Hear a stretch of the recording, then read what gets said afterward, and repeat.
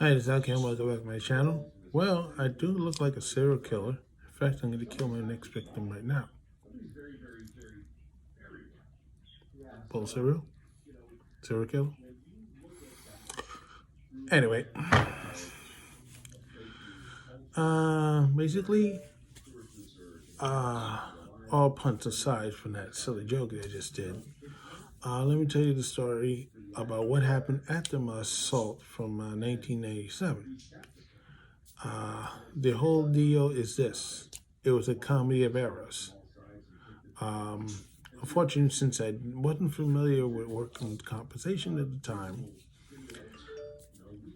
you'll see how ridiculous this got. I was assaulted in '97. I had my left eye was punched, and the guy assaulted me. And I described it already, and I managed to hold on to him despite him punching me again for the cops to come.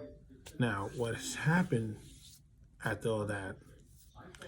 Police tried to call the crew office. I don't know what was happening. They had a problem reaching them.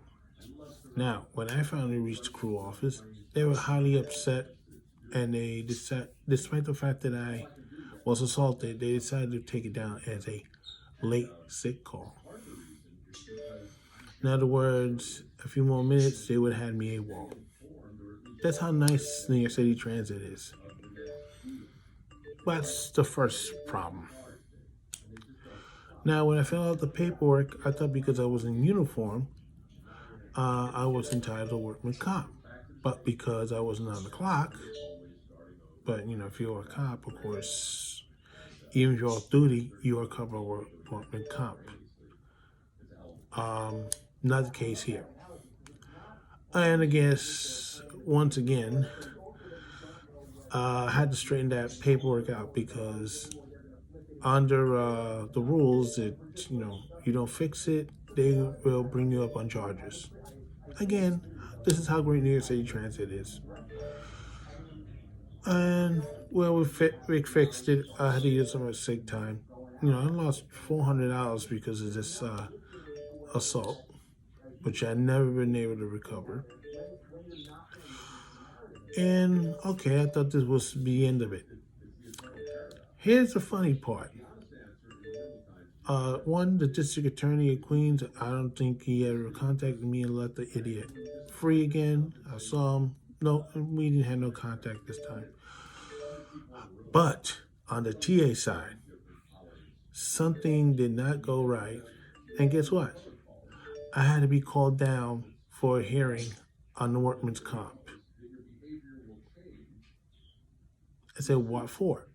I fixed the paperwork. I'm not claiming workman comp anymore. But somehow they messed up the paperwork over there.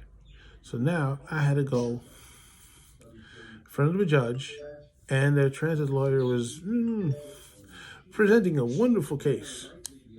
Why I shouldn't get it until and I explained to the judge, first of all, I don't even know why I'm here because when I was assaulted and I did all the paperwork, I told me that I made a mistake on the paperwork and I corrected it and dropped the workman comp. So I don't know why I'm here.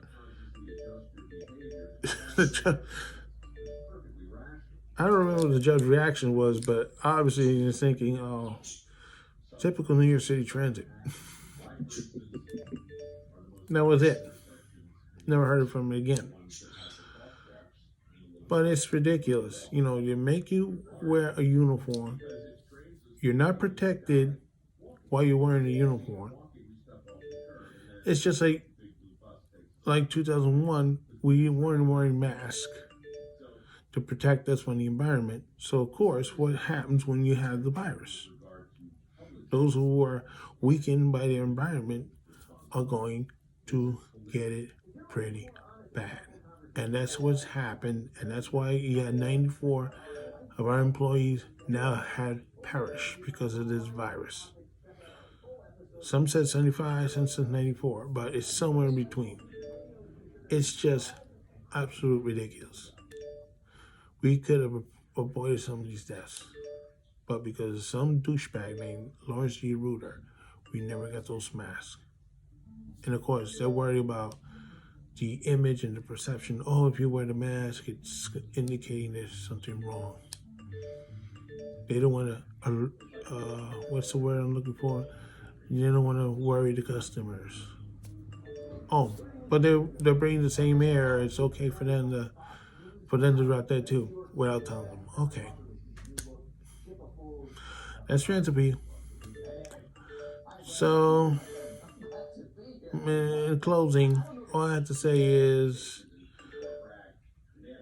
this is an agency that's out of control, has no brains, has no common sense, no morals, no nothing.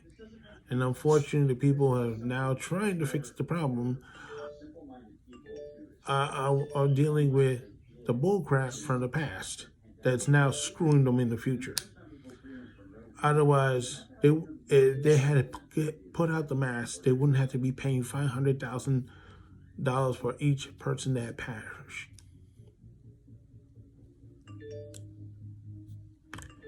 So, and that's for the funerals and final expenses. I don't know if they're gonna get anything out of that. But, and here's the other toss of the coin: the employees that do survive the virus, they got one heck of a workman compensation and a legal action they can take against the authority when they retire.